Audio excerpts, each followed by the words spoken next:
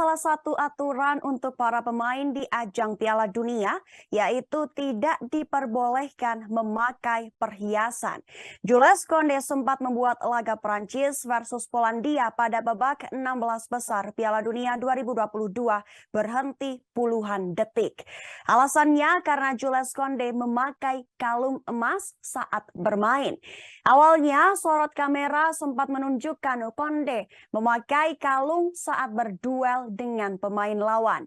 Kemudian pada menit-menit akhir babak pertama, hakim garis memergoki sang pemain hendak melakukan lemparan ke depan.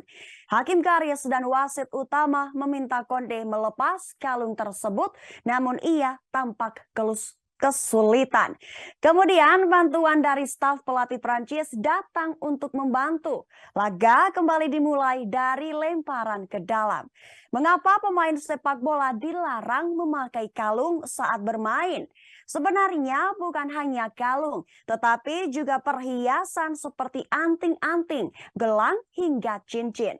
Dikutip dari bab 4 dalam Laws of the Game edisi 2020-2021 oleh salah satu sumber, setiap pemain dilarang menggunakan semua hal yang dianggap membahayakan jalannya permainan termasuk perhiasan.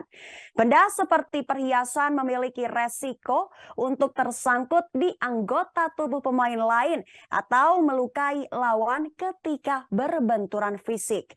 Larangan itu juga berlaku apabila dalam penggunaannya seseorang pemain menutup aksesoris dan perhiasan tanpa izin dengan lembar perekat atau sejenis sehingga tidak terlihat dari pengamatan wasit.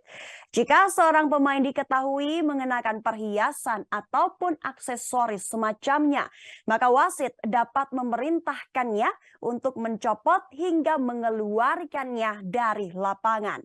Dan ada beberapa aksesoris yang boleh dipakai para pemain saat bertanding di lapangan, terutama Piala Dunia. Pertama, syal penghangat leher. Kedua, ikat kepala. Ketiga, ikat tangan. Keempat, sarung tangan. 5, topeng. 6, helm pelindung kepala. Dan 7, fitness tracker.